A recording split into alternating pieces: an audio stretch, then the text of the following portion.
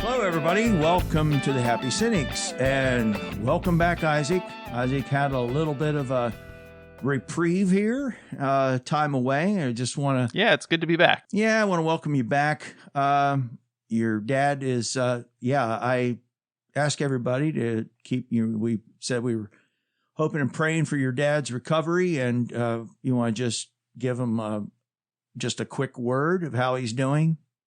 Yeah, he's made actually a kind of a remarkable recovery. So he was discharged from the hospital on Wednesday, and the doctors all say he should make a full recovery, but it is going to be kind of a long recovery. Yes. So yes. Just trying to support my parents through that time, but they said he'll return to full functionality.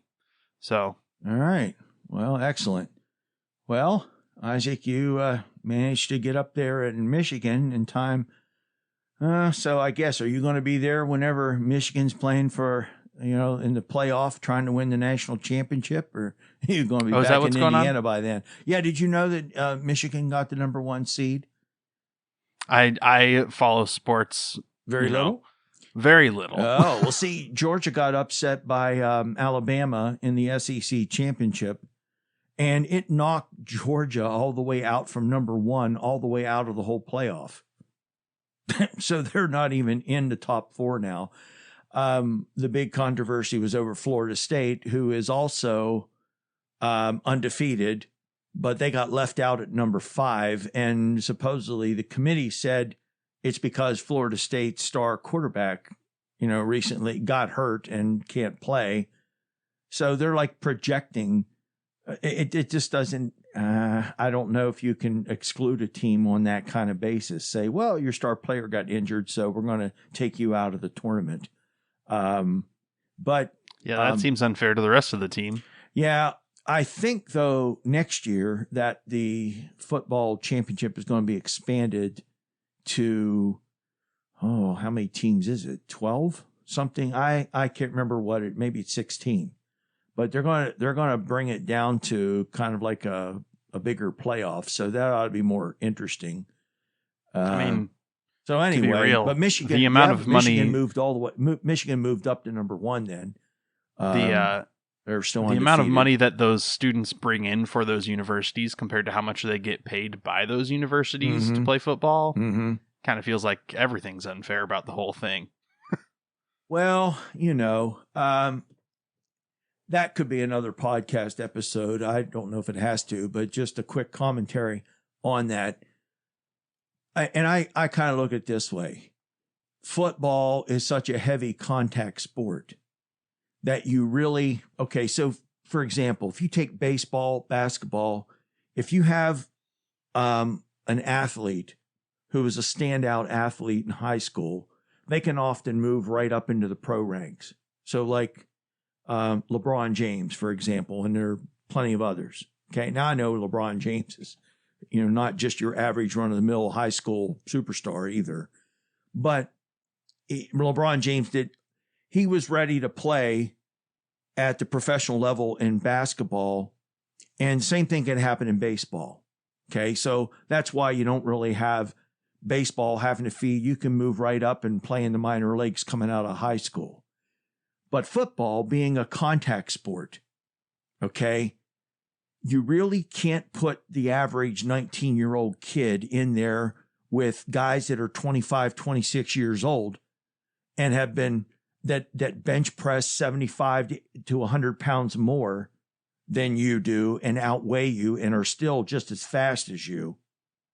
They have to let these guys age a little bit. And so college football is going to be kind of the entryway into professional football, except maybe even if you had somebody who wasn't really a contact player, somebody's playing like defensive back or whatever, they're still going to be like outweighed by somebody by probably 30, 40 pounds that they're playing by.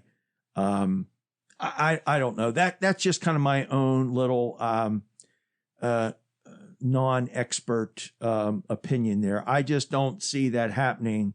So I think professional football is going to be the way it is, and that's going to be the training ground for the NFL.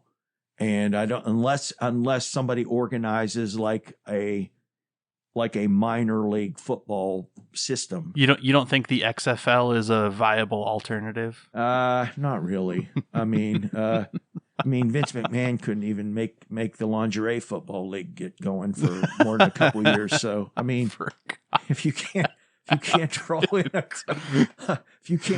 a good crowd watching that, I mean, it's mostly men that are watching the football anyway. But extreme football, though. I mean, that sounds rad. So anyway, but that's kind of my take. You just can't mix 18 and 30-year-olds together in football like you can in other sports. You know, so you can get by with that in basketball. You can get by with that in baseball. But whenever the game is about hitting people head on and crunching bodies, it's these young guys would really get injured pretty quickly, I think. But anyway, I mean, if you start pulling on that yarn a little too much, you start questioning: is professional sports good for society at all? Well, yeah. And that's another podcast episode. It is, it's how far do we go to be entertained? But I don't know. Maybe at that point you say, well, the justification is getting paid millions of dollars. So if somebody wants to take the health risk, of living the last 10, living up till they're 50 years old and then not being able to think straight because of too many concussions, I guess they can leave a lot of money to their families if they've saved it and invested it wisely or whatever. But yeah, should society be consolidating millions of dollars into the hands of people with severe brain damage? Yeah, there's all kinds of stuff. I mean, maybe we can tackle the entertainment or sports industry sometime. But I think sports are good for society. I think it's an interesting topic of conversation. It is. Well, ladies and gentlemen, that's not what we're going to talk about today. What we're going to talk about today, sometimes I'm just really spurred by articles I read, but this is something I've been kind of following for a while. And Isaac and I have talked about this. I've talked about this with students, but we're going to talk about today the trend toward secularization in the United States. I knew for a long time, most of my adult life, whenever it seemed to kind of be a decline in religion would tend to bounce back in the United States. But we see the trend toward secularization now is getting stronger and stronger. Now, secularization itself doesn't necessarily mean people leaving faith, because you can have people that have still some sort of religious faith, but it's not as central in their lives, or they privatize it more. That's a part of secularization. But specifically in the United States, there are a growing number of people who don't identify with any religion. And I was reading some of the polling data on this, and the two big reasons, and most of the people who are leaving are younger people. And I'll talk about what David Voss, the scholar David Voss calls the replacement theory. And the idea is that these trends happen generation by generation. There are some people who change their views and either convert from being a believer to a non-believer, or a non-believer converting to being a believer. And there's more people leaving religion than are entering it. Okay, so that's one side of it. So when you say secularization, what you mean is the decline of religion. Well, it is, but what I want to say is secularization can even be, like, for example, there was, like, in the past couple decades, like they've done polls even in some of the European countries where there would be people that say, it depends on what question you're asking them. If you ask them the question, do you believe in a higher being or a higher power or something like that, some sort of God, then a lot of people would say, yes, I believe there's some ultimate meaning or purpose to our lives. I believe that there's some sort of God or creator. So even deism leads to a type of secularization. What we generally mean by secularization is that society itself is not run on a religious basis. That even if people are religious in some sense, they at least view their religion contextually enough that they agree not to impose that on other people. And you kind of keep that private. Okay? There's that aspect of it. But what's going on in the United States? So let me say this.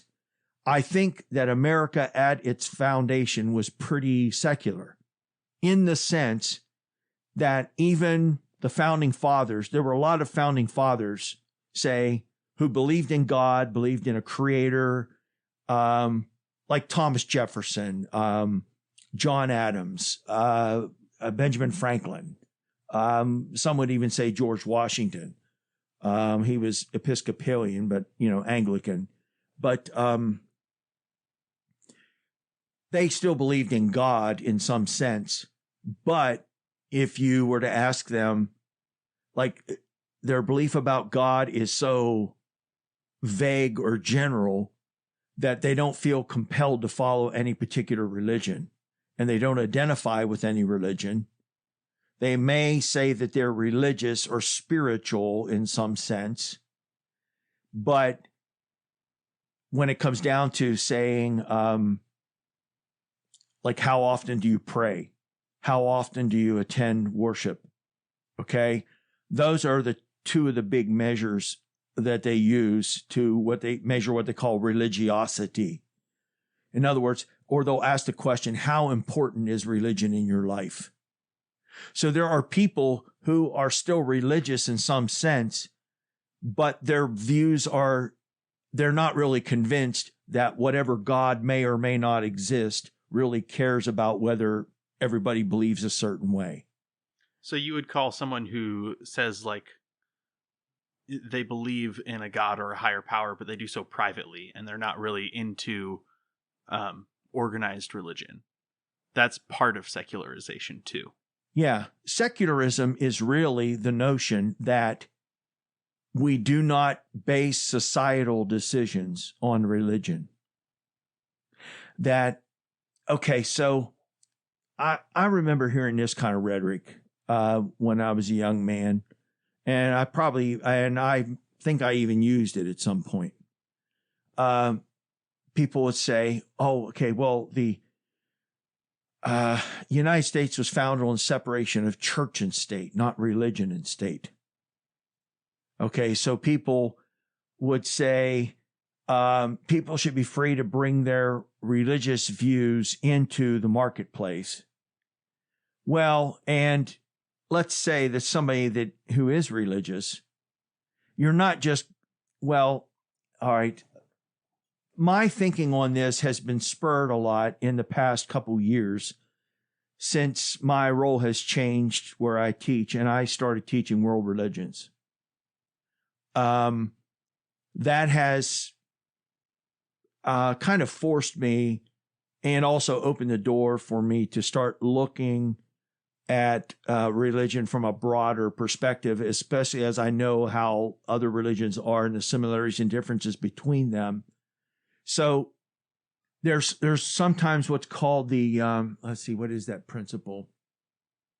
I'm trying to remember what this principle is.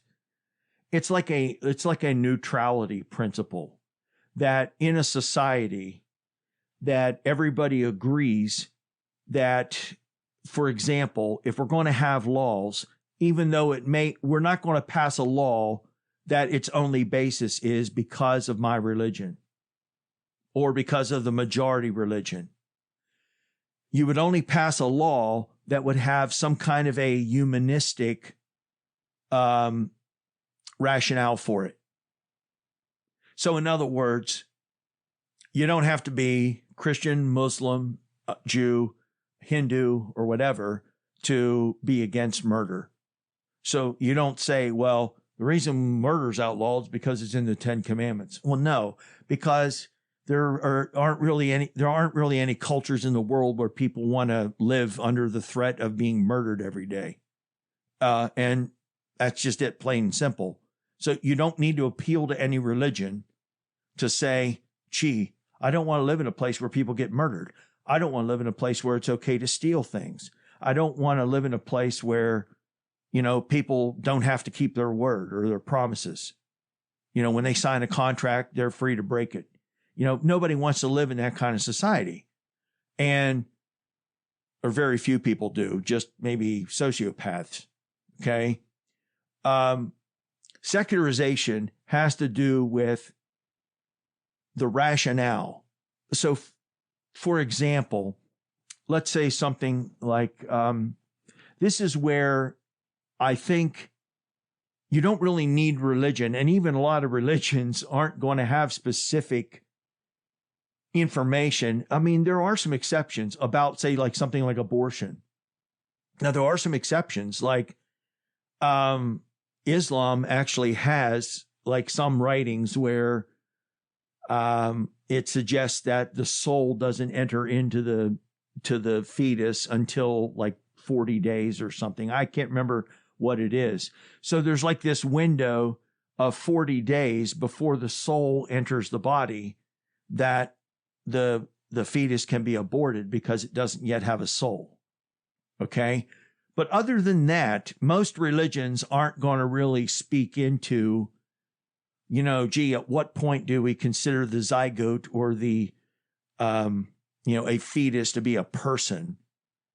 And what is a person? Does it happen at conception? But even if it's a conception, what if the baby is going to be born with anencephaly and is going to be a brainstem baby and not have any higher brain functions? The thing is, abortion is going to be something that at least can be discussed even on just a basic humanistic level. That one can at least be, you can say, okay, at what point is a fetus viable? At what point does a fetus show, say, neurological activity or say brain activity? Or at what point is it capable of experiencing pleasure or pain or things like that? That you don't need any kind of religious text to, like, you can still argue different sides of that. And that one doesn't require really any kind of religious appeal. Now you take something, and this is what was interesting about LGBTQ, because even a couple decades ago, even before you were born, okay, Isaac, there were people who were trying to find this kind of humanistic, practical reasons for, not allowing, say, same-sex marriage. Okay. We're doing it for their own good, and that's why people in their own minds justified, zapping people with, volts. It was almost like One Flew Over the Cuckoo's Nest again, where they're going to do lobotomies on people and zap them, trying to fix their bad, hard wiring or whatever. And we're going to fix you and all that sort of thing. But one by one, you had all this stuff like, well, okay, well, homosexual people are just, say, and they're all addicted to sex. Well, then we find out that's not true. And it's like, oh, well, they're recruiting kids. We find out that's not true. One by one, all of these different kind of straw man arguments got knocked down. Well, now what's left except for these people to come out and thump their religious text or whatever? And the only reason they have is because my holy book says that it's wrong, so society ought to vote it down. Well, that's why these folks that can't accept that issue or accept any compromise on that issue, the only thing they're left for is to fight for a theocracy, which scares the living daylights out of me, because a theocracy that works for you is going to end up working against you at some point. Because you may think that you are basing, you may think that you're basing the government on God, but you're basing the government on the people with the loudest voices who claim that they're speaking for God, is what really is going on. So what you're saying is that those who live by the theocracy die by the theocracy. I really think that's true. I think history bears that out. It whatever religious group gets control. This is where people either have to segregate themselves or they have to learn to compromise. And if you look at the different religions, I mean, this is the pattern. They either find some way, because all religions end up having different factions. Okay. So they either learn to coexist. So even in a society where there's a predominant religion. So before the spread of Islam, Hinduism was, and there was parts of India that Buddhist, because, Buddhism started around Nepal, I believe it was. Right. Okay. But you predominantly had Hinduism across the Indian peninsula until the arrival of Islam. But even then, like, if you look at the Muslim countries, okay, so Hindus, I think, learned to kind of get along with people that had maybe different ideas and different factions. Compare that, say, to Islamic groups where the Shiites and Sunnis and Salawis and others, they, and even like the Sikhs, they are, and they're not a Muslim sect, but the Sikh religion, in the Punjab region, they're, folks end up like segregating to themselves and they want kind of their own territory. And we have the same thing going on, I think, Israel and Palestine. And you've got enough people who don't even want to accept, the United Nations or somebody else saying, okay, how about if we apportion this land to the Palestinians, this land to the Israelis, and we'll have this 2-state solution. There's an ethnic element to that as well, which yes, I find interesting, because I wonder if there's an ethnic element to what we're seeing in the United States as well. Well, absolutely. It's a different type of ethnicity. It's a sexual ethnicity, if I can say it that way. But I think that's exactly what it is. I'm sorry, but it's no different than, say, 19th century America, where, well, we're going to be nice and give the black people their own churches so they can worship in their own way. After all, everybody is happier with their own kind of a thing. So it's like, okay, well, if the gay people want to have a church, let them go have their own church and stay out of our church.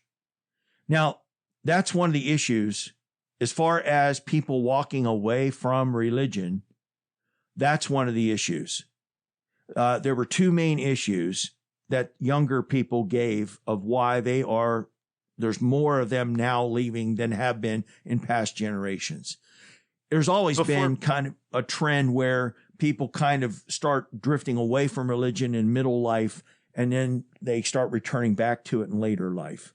Right. So before we move away from kind of what we were talking about. Yeah. Or what I was talking about, and you were listening. I should shut up and let you talk some more. Oh, no, you're fine. I have things to say, but I'm kind of just in absorption mode right now. All right. You say you're worried about the theocrats, right? Taking control. Yes. But also there's a trend towards secularization happening simultaneously. What are your thoughts on that? Like, do we really need to be worried about the theocrats if they're such a minority, or if they're the dying trend? Okay, so here's the way I'm painting it. When you have people that their only reason for accepting something is based on some sort of religious authority, and that's where the problems start. So that could be, our prophet or the Pope or somebody else declared it. Okay. It could also be It's stated in our text. All right. Well, most people who, like, you either follow these authorities literally or they're open to interpretation. And then you say, okay, we're still trying to follow this, but we know more, we understand more about this now. So we're going to add some nuance here. So, I mean, otherwise, let's say if you're Christian, you're going to go back and you're going to basically live the way that St. Paul thought that everybody ought to live their lives. Or if you're a Muslim, you're going to go back and live your life the same way that the Prophet Muhammad believed everybody should live their lives. Okay? The problem is that in a society where you have more than one religion coexisting, you cannot, it's not wise. Let's say this. It's not wise or even desirable to start basing laws just on religious authorities. There has to be some kind of practical reason. And see, what this does is it cuts against people who do not want to have to mediate their religious faith with any other kind of knowledge or information other than just simply obeying their religious authorities, like school children. I mean, I hate to be so crass, but that's kind of the way it is. It's like, why is it wrong? Because God said so. So what I hear you saying is that the growing political relevance of theocracy and, well, we just want this banned because God told us that it should be banned, is a consequence of secularization growing in America. That as yes, religion starts losing ground in the broader public sphere, and the religious authorities are grasping at what power they once had, they're searching for they're trying to find common sense reasons for why things should be enshrined in law, not finding it and landing in theocracy. Right. Because the trend of religions generally is that ancient religions tended to be mystical, like they viewed everything very magically, and it tended to be very ritualistic. So I'll just use this as an illustration, okay? So in ancient culture, the volcano erupted, burn out our crops. So we want to appease the volcano god. We'll throw a virgin in. Maybe that the volcano god will leave our crops alone and won't spew any more lava out across our whatever, our rice paddies or whatever it is we're growing. Okay. I guess it wouldn't be rice paddies. That's more of a swamp thing, isn't it? Well, anyway, whatever it is that you're growing. Okay. Over time, religions tend to shift away from this kind of superstitious ritualism to becoming more, say, based on morality, based on practical reasoning. And most people tend to then start interpreting religion less and less literally. And they start interpreting the ancient stuff in its context and say, well, we don't necessarily have to agree with this to that extent. We still understand the principles that are involved. But based, like, for example, the ancient text says women ought to keep quiet and not have any authority over men. All right. Well, in the ancient world, whenever they kept women illiterate and they wouldn't let them learn and such, then maybe that made sense. But over time, as we learn more and more, you discover, there's a lot of women who are actually more gifted than some of the men. Okay, maybe a few are more gifted than any of the men. And we start changing our minds and say, well, hey, there are women. I mean, and there were female monarchs. Okay, it's like, okay, there are women who are capable of having authority and power. So now here's the thing. you've got information that clashes with a literal interpretation of that ancient text. So what do? You have one person who says, all right, you really have a clash in society between people who are going to base their beliefs on evidence. And these are the people that say, well, this is what we learned, so I can't believe that God or the gods would want us to still think this way based on what we now know. So we're still going to try to honor like the principles in some sense, but we don't feel bound to have to keep doing the same thing. So just like most Jewish people today, even the ones and there are a lot of Jewish people that aren't even worried about a Messiah coming. They've kind of given up whether that's even going to be, if that's even a thing. Okay. And that's not important. There are some that are still waiting for the Messiah, but even a lot of them they're not expecting that when the Messiah comes back, they're going to start slaughtering lambs and goats on the altars again. But there are a few Jewish people out there that are waiting for the Messiah to show up so they can start slitting the throats of animals again and sacrificing them and shedding all this blood. Yeah, the darker side of the Messianic Jewish stuff is that the Messiah is seen by some like very fundamentalist conservative Jews as the one who's going to take back Israel from the dirty Palestinians. Absolutely right. I think Netanyahu is one of those people. I thought that myself, or at least I have strong said suspicions. As much. Like when he was a younger person, he said as much in interviews. Oh, okay. That's not like a secret. But here's the thing. It's like there's the difference between people who want to integrate what they learn with what we've received from ancient religion versus the people who just want to follow ancient religion like it's some sort of a magic rule book that was given to a bunch of ancient sheep herders or whatever. And somehow the way they thought transcends anything that we've learned. Now, until the scientific revolution, there was a lot of areas of life that we really didn't have any scientific knowledge about. So let's just say even in the Christian West, okay, or even in Islam, there's a lot of things like we didn't really know any different scientifically. So, hey, why not give the text the benefit of the doubt? Once we got to the point where we started learning more and more about certain things, then it's like you start to realize that you cannot take what you're learning seriously here and at the same time think that you're still going to follow these texts literally in every detail.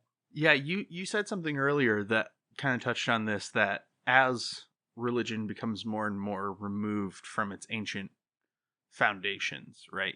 You start to look back and discover the principles that were at play, right? And it becomes more about morality than it does about magic. Yes. Could you expand on that a little bit? Because I think that's an important concept to grasp. That's kind of complicated. Okay. So what I mean by that is a lot of ancient people, it was more like you had to perform some sort of a service to appease the gods, appease God. So if you prayed a certain way, okay, and we still have certain elements of this. Like if you're going to pray, you have to face God's house when you pray.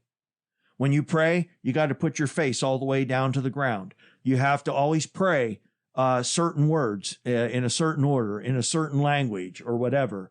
You have to bow your head. You have to close your eyes. You have to do things a certain way. Over time, people start changing their mind and say, well, I'm sure that's how the ancient people thought because that was important to them.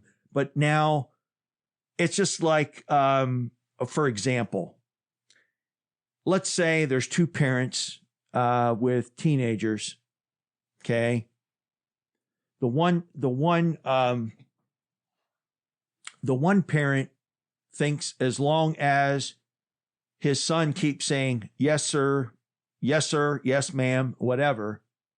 And they may, like, for example, do all their chores and say, yes, sir, yes, ma'am. But then mom and dad aren't paying attention that he's out doing a bunch of stuff that mom and dad wouldn't approve of.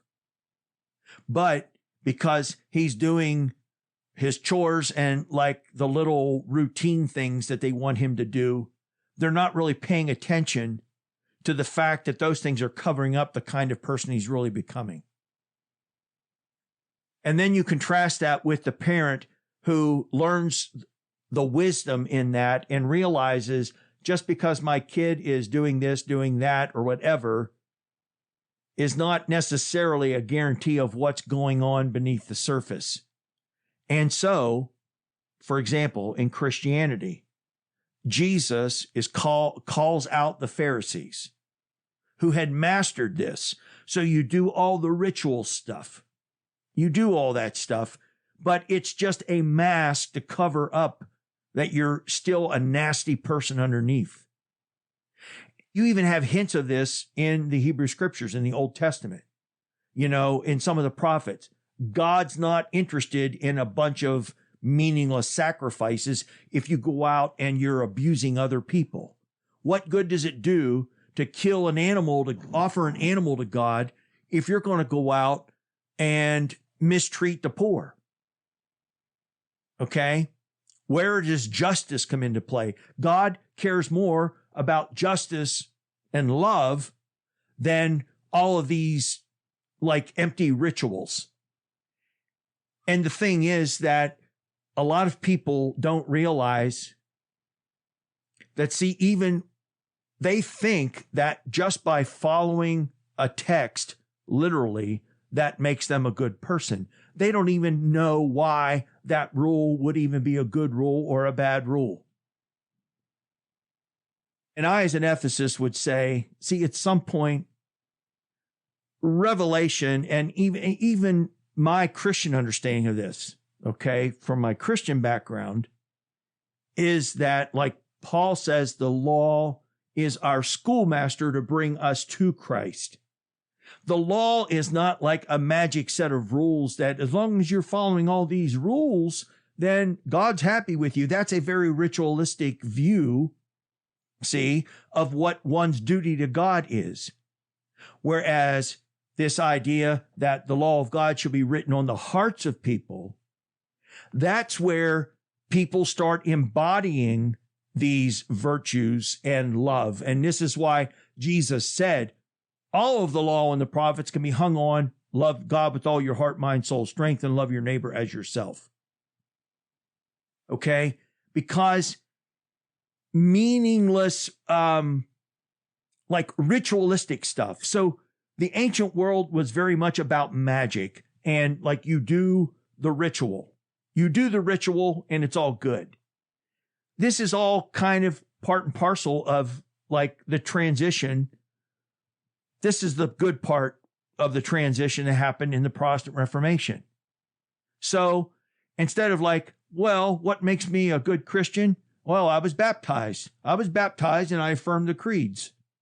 Well, now, when that stuff just becomes symbolic, it really has to do with what kind of a person are you inside? What is your attitude towards God? What's your attitude towards others? What's your attitude towards how you live your life and how it affects other people? And so religion gradually moves from being ritualistic to understanding that the rituals are just there to help you gain certain virtues or character traits, that you become what the rules are trying to teach you to become. So it's not about keeping rules. It's about what kind of a person are you, but you have to get beyond the boundaries of the rules, because any set of rules is going to have its limits, because there are going to be different situations where the rules can't be followed exactly. If they are, sometimes it's a rare instance, perhaps. It's just like telling the truth. Okay. There should be very few instances where somebody would justify lying to somebody. But by golly, if the Gestapo was looking for somebody, a Jewish person that's hiding in my basement, I'm certainly not going. I don't have any qualms of lying to that person, because that person doesn't really deserve the truth and is not entitled to the truth based on how they're going to use it. That person in my basement, that person's life is more important than me very obeying Kantian of you. The rule. Yeah, I know. But see, that's the problem. See, people like Kant didn't want to acknowledge that you cannot do ethics completely by ignoring context. Like you can't, if you try to make ethics universal, it's not going to be universal. The only way ethics can be universally applicable is if it's open to contextual interpretation, if Sure. that makes sense. So when I was in college, I had to read this book by two sociologists. And I don't remember their first names, but their last names are Finke and Stark. Rodney Stark. I think it's Roger Finke, but Roger Finke and Rodney Stark, yes. Yeah, I'm sure you know the book I'm referring to, The Churching of America. Yes. Which takes a look at statistics of church attendance from 1776 to like 2005, I think it is. Yeah. And they talk about all their methodology of how they arrive at certain numbers for when there wasn't like recorded data for how many people were attending church. Even though there is actually quite a bit of recorded data for like local congregations still have a lot of those records. Right. Of how many people were coming to church every Sunday, even back to the founding of the country. Yes.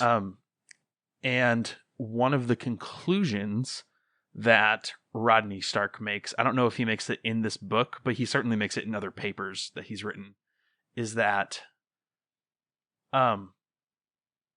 religious fervor and commitment demonstrated in church attendance has a correlation with how demanding a religion is.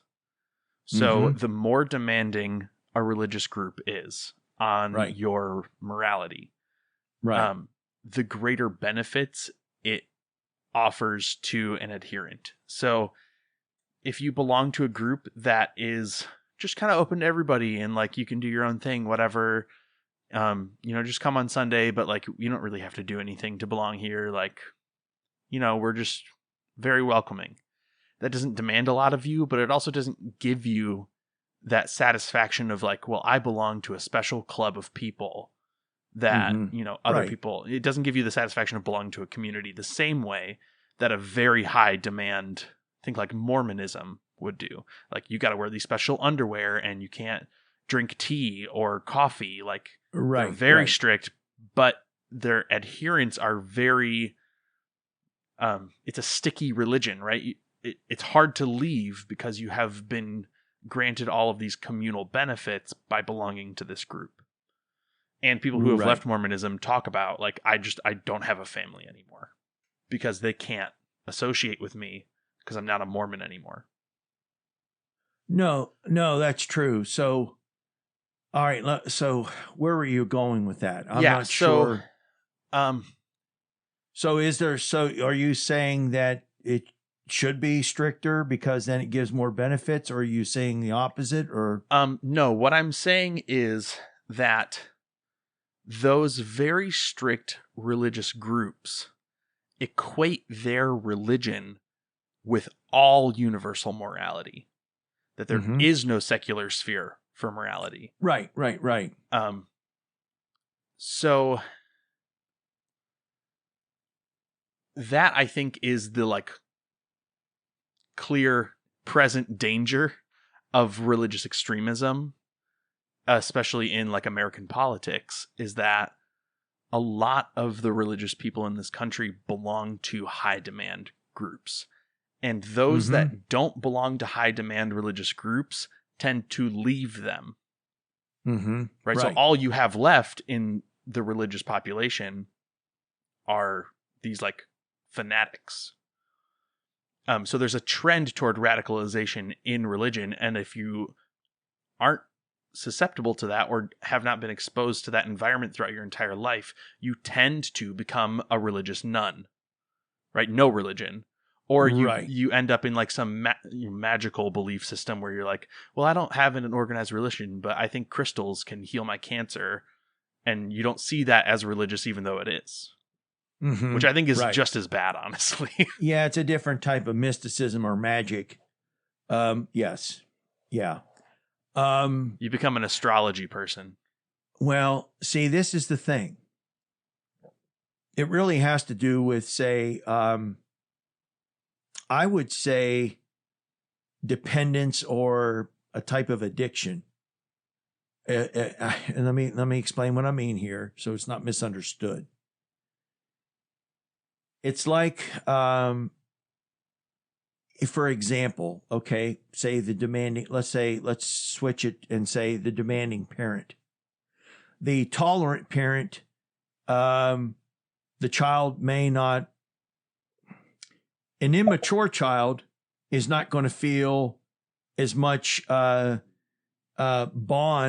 with the parent.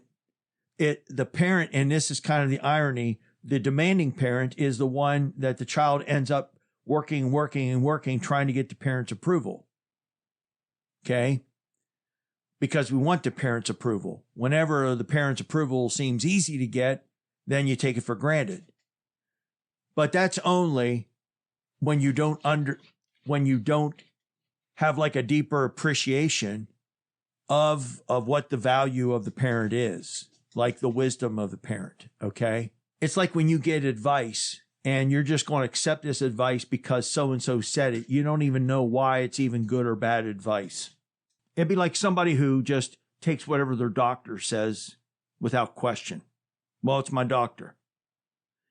You just assume the doctor can't be wrong. Okay? Don't ever go for a second opinion.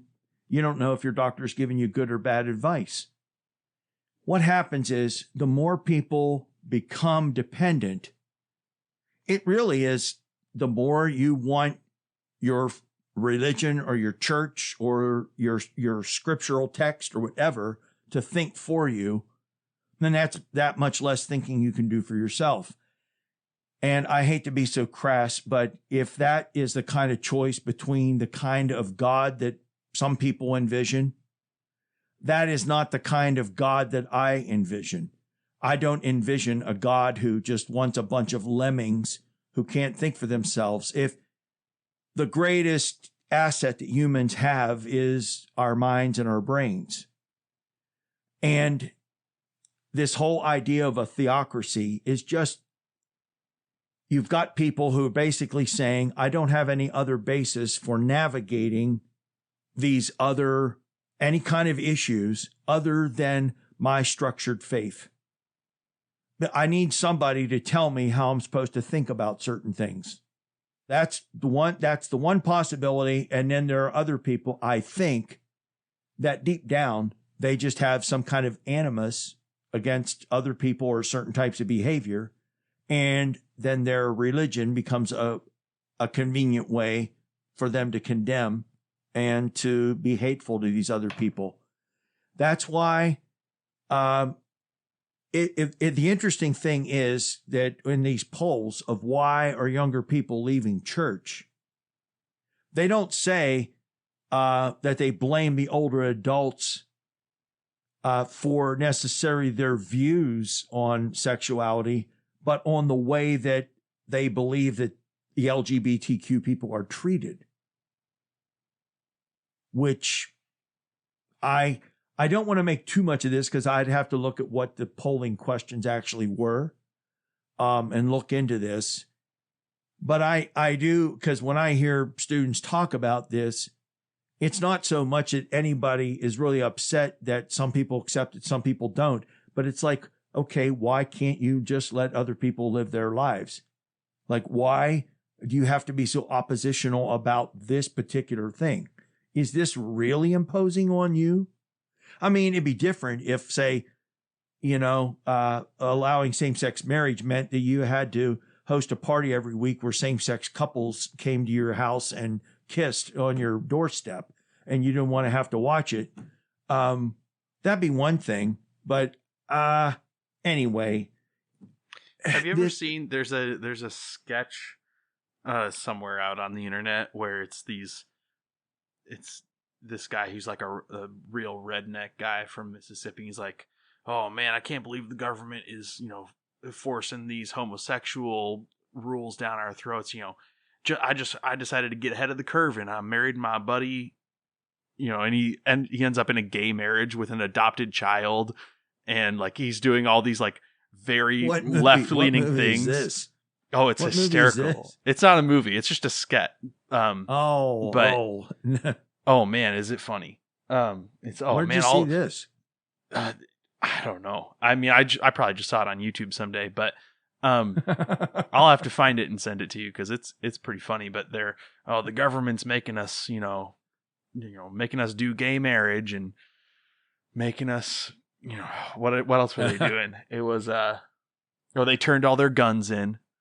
We decided they're going to do it eventually, so I might as well just do it now. So it's pretty funny. It's interesting thinking, and this is just something that's kind of come to my mind a couple times while we're having this conversation, that a lot of the texts and this is true across multiple world religions, but a lot of the texts that these like very authoritative interpretations of religious morality come from are written by people who are writing from the perspective of someone outside of the dominant culture. Right. So we were talking earlier about women having authority over men and speaking in church or whatever. Right. And Paul writes that from a particular perspective of, well, we're not going to change the dominant culture about how women are treated. So here's how you treat women now. But then all of a sudden, Paul's group becomes the dominant culture. And now that's set in stone, right? For hundreds of years for women across, Western history, what Paul said about women is set in stone because they took somebody who was coming from a sub-dominant cult, essentially, and taking what he said and putting it in terms of, well, now this is how culture has to be. And that's true of Islam, that's true of Judaism, that's true of Christianity, that's true of Taoism, Confucianism. All of these like founding documents are written by people who are kind of outside of the main fold of society. And then eventually a lot of power is attributed to what they've written. Yeah. And that's even, the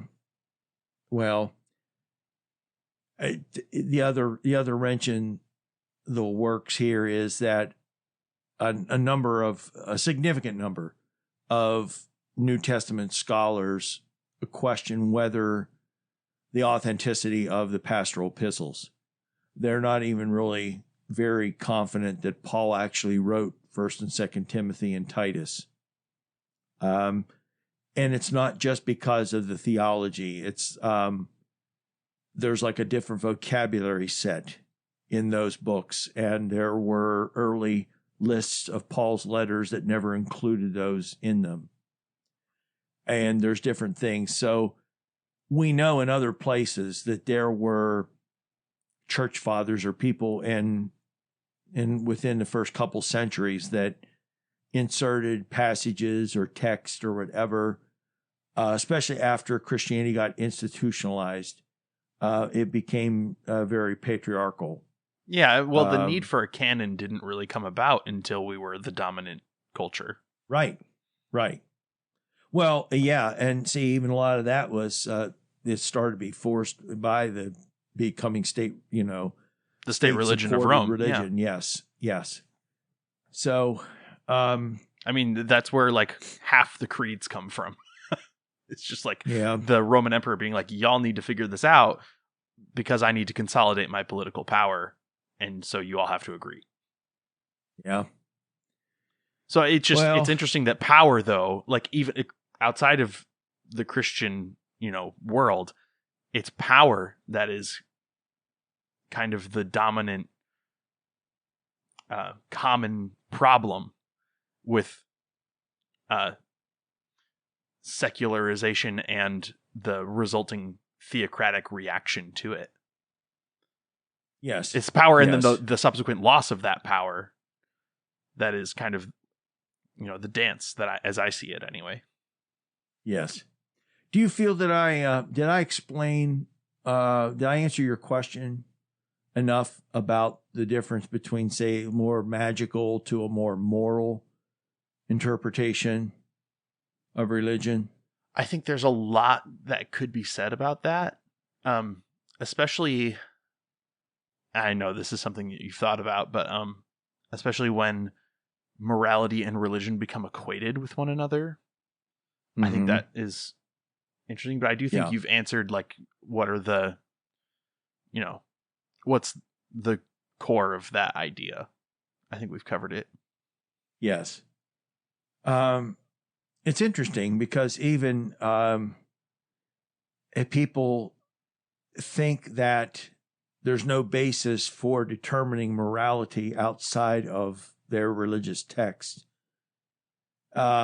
C.S. Lewis said, well, if we don't have any moral judgment to begin with, then how would you know in your religion that you're not serving an omnipotent tyrant, for example? I mean, if you can't really judge right or wrong except for, well, this is what God says, this is what God does, and who are we to know?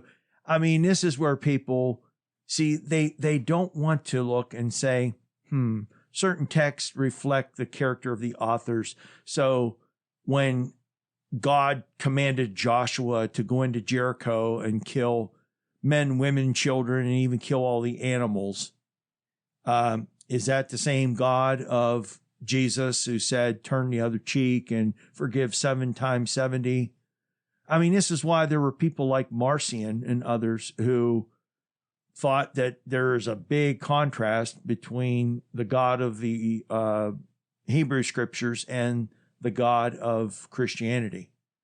And he wouldn't accept that. And I'm not saying I agree with Marcion, but yeah, there's the moron God who created the world. And well, the thing is, people don't want to put their religion in context because that's too complicated. They want to keep it simple. So it's just like following a recipe. They want to be able to look it up and, okay, here's what God tells me I'm supposed to do. And they don't want to have to learn to think for themselves. Even though, I mean, this is, it's all through Christian theology and other religions' theology, the role of the mind. Anyway, it just baffles my mind. At the same time, the other factor for younger people leaving religion is because they just weren't that convinced of it being true. Now, I would say this. See, and that is kind of the catch-22.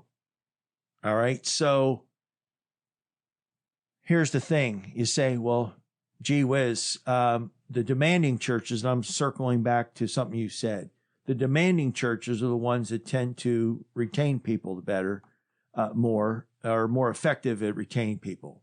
And that tends to be the appeal because everybody, it gives you the feeling of belonging something with clear definition and meaning and purpose and all of that. All right. That's absolutely true.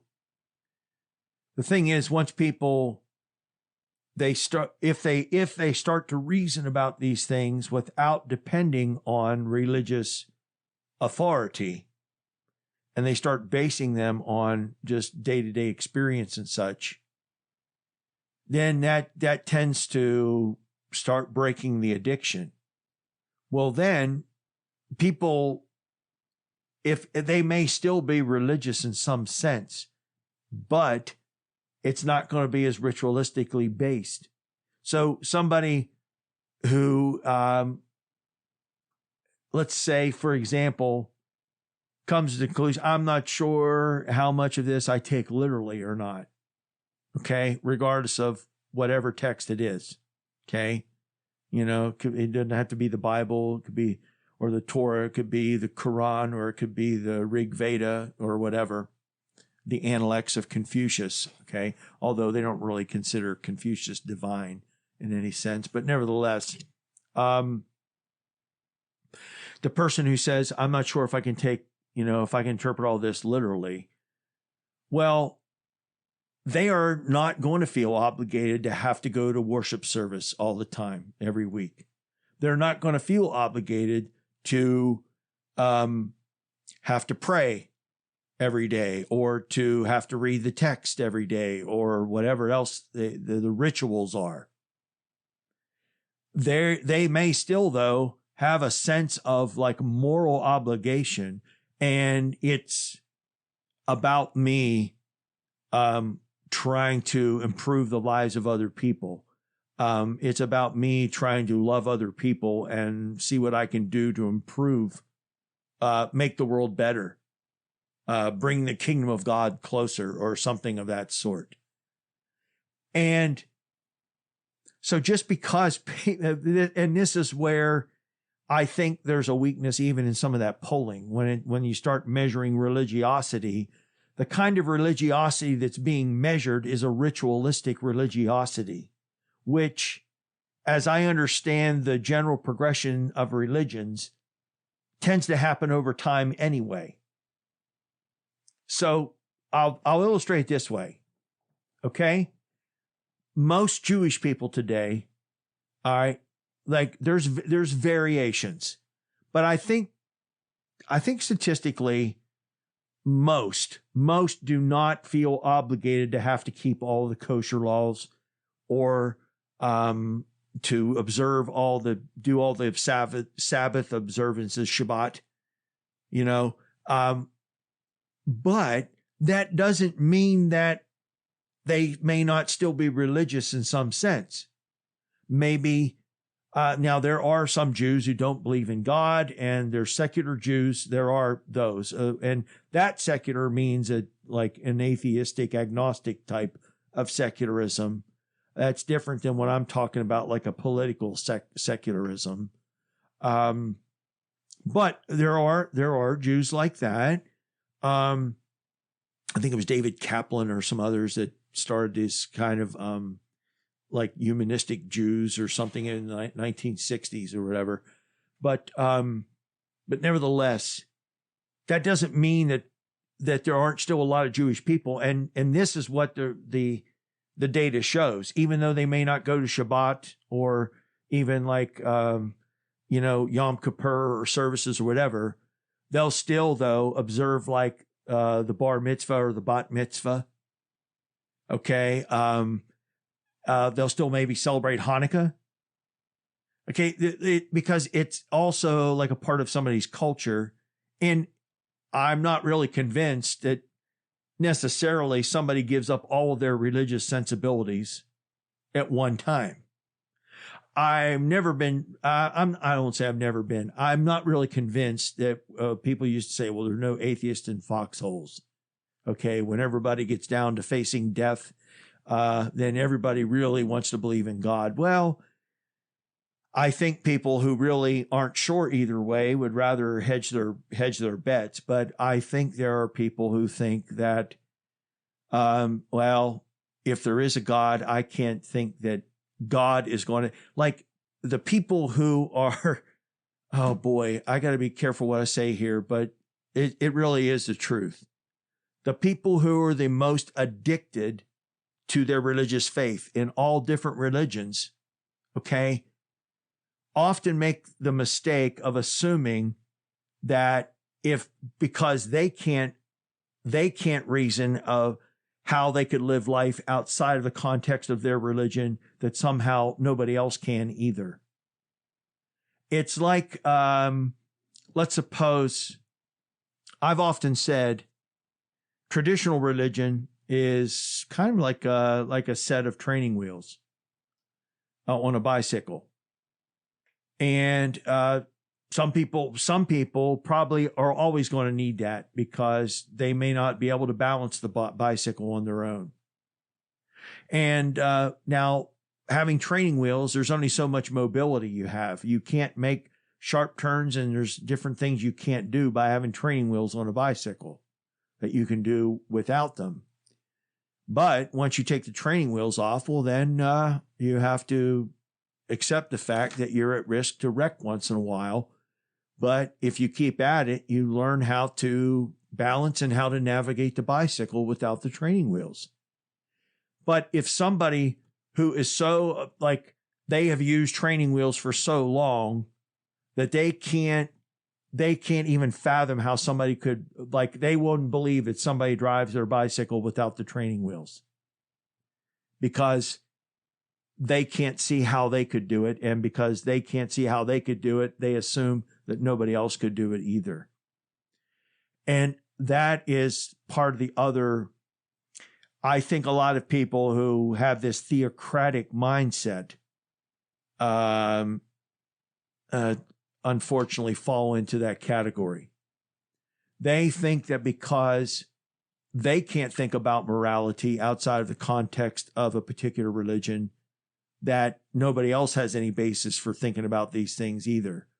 And I mean, how do they think other religions have functioned historically in other cultures? There are these same kind of basic principles that exist in virtually every culture and religion.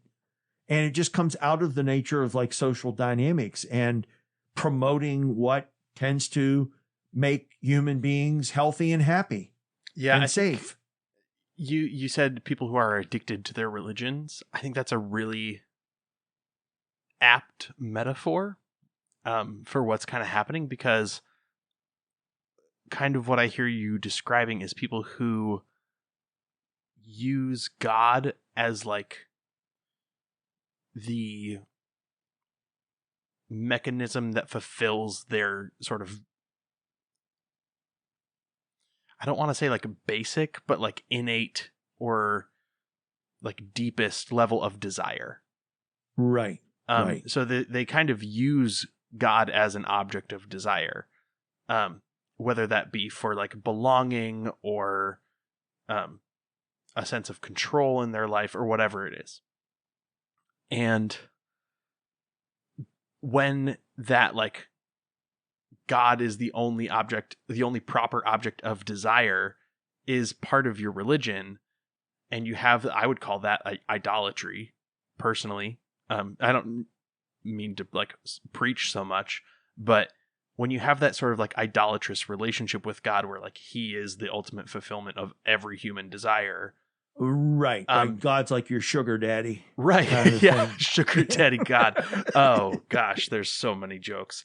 Can't say any of them though. I was thinking of the candy bar, but oh anyway, yeah, go of ahead. course. The idea that finding joy in any other avenue of life becomes like unthinkable as an avenue towards morality. I think that's the hang up. Like, well, how could you possibly have any sort of happiness apart from, you know, any happiness that doesn't come directly from the source is evil. Yeah. So and that's why they can't understand. And I'm going to throw another analogy out here. I would say this, Isaac. See, a lot of people, let's say this. A lot of the religions that we have in the world predominantly came from earlier times when some of them came from when human culture and human beings were in our infancy, in our cultural development. Some of them came a little later when we were in the childhood of our development, and maybe a few more recent ones, maybe adolescence. And maybe we're still in our adolescence. I don't know. But here's the point. Some of these folks who insist on clinging to their faiths in some kind of the most literal black and white sense are saying, I still want to relate to God as parent and little child. It's like I want God to spoon feed me and rock me back to sleep and burp me after I eat. They don't want to progress to eventually relate God to God, like say adult. If I can, not that we become equals to God, but let's say at least some religions, and including say like the contemplative part of Christian spirituality, like a lot of the Eastern thinkers, the emphasis on theosis, of becoming like God. Okay. That happens. And even St. Augustine argued that the image of God is in the intellect. Okay. It's in the development of the intellect. But see, these folks don't want to. There's a couple things here. There's some of it is just they want to keep everything happy and magical. And it's just like the couple that never wants to work through their problems, or they just want to kind of keep reliving their honeymoon and have this like perpetual dating pattern and never really develop a deeper relationship. Okay. I'll use that. And then, and so it's like folks don't want to move on to something that's deeper and more meaningful. And the other part of it is because, see, once you start saying, well, hey, if we get closer to understanding the divine through the development of our intellect, then we're kind of reversing some of the Protestant Reformation, because the Protestant Reformation allowed every Tom, Dick, and Harry to feel like they were equally as able to talk about God and religion and the divine and the infinite as everybody else. And I'm sorry, but the religion that's popular over time, becomes popular over time, tends to be populist religion. And populist religion, just like any other realm, it's not populism that often creates the highest values or the thing of most enduring value. It tends to be whatever shiny and pleasing at the time.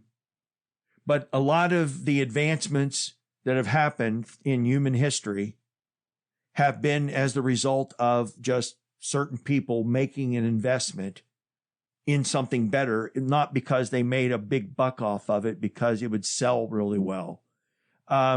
We work hard to get this great technology, and it's just like I talked about smartphones.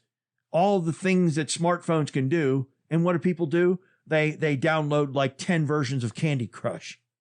And so it's like we don't even appreciate like even what we have. And I think the same thing ends up being true in religion. And so I hope everybody in earshot or listening to this doesn't hear me putting down religion, but see, at a certain point, if religion is going to continue to be viable to more than just, say, the masses who don't want to think for themselves, then it's got to evolve and become a more thinking person's religion or version of religion or understanding. It's like moving from having a childish view of the world to having a more adult view of the world. I'm sorry, but that's my opinion. And I'm sorry if that offends anybody, but that's kind of where I see it. And in my opinion, that is why religion is dropping off so fast. Because it's being taken over by these kind of black and white, simple thinking populists. Well, anyway, yeah, I feel us now. I feel us careening. Maybe I'm still ahead. Go ahead. I feel us careening towards a conversation about religionless Christianity, which I would be very interested to talk about, but perhaps in another episode. Yes. I just to. I'll end what I have to say with this. Yes. That kind of infantile relationship with religion is, I think that's like a great metaphor for that relationship of like God is the fulfillment of all my desires, right? Yeah. That's the same relationship you have with your mother as an infant. Is like, Mm-hmm. you are Exactly. warmth and food and comfort. And I don't mean to preach, because that's not what this podcast is about. Right. But Christianity calls us to the opposite of that. Right. The taking up of our cross is the eschewment of desire fulfillment in religion. Religion should always inspire us towards our greatest ideals and our greatest potential. Religion should never be used to bring everything down to the lowest common denominator and to glorify the simple, unthinking, uneducated perspective. That is not, I can't picture that a creator God would create beings just to simply want to keep them oppressed.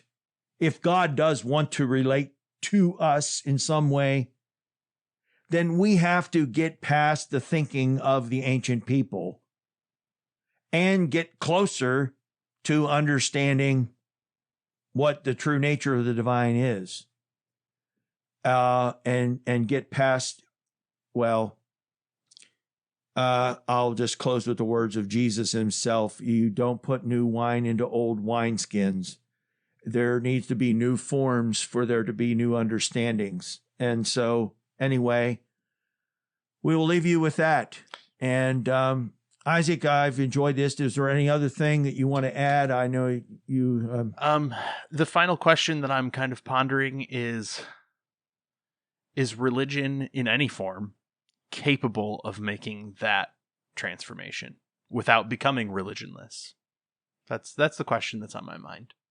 I don't know if we need to answer it, but something to ponder. No, we can think about maybe tackling that at some point, or at least exploring it.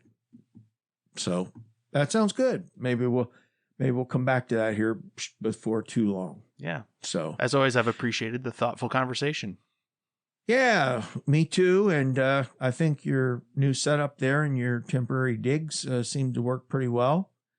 And so, again, give your folks our best, and still pulling and praying for your dad's continued recovery. And glad you'll be able to be there for them. It's much appreciated. And yeah. Ladies and gentlemen, thank you for being there for us too. And hey, we would love to hear from you. Now, nobody's beating down our doors with these emails, but we do read the emails. If you have some thoughts, if something you enjoyed or would like to hear us talk about, or say more about, we'd love to hear from you. Any feedback you can give would be valued and appreciated. Yeah. And that's the Happy Cynics at gmail.com.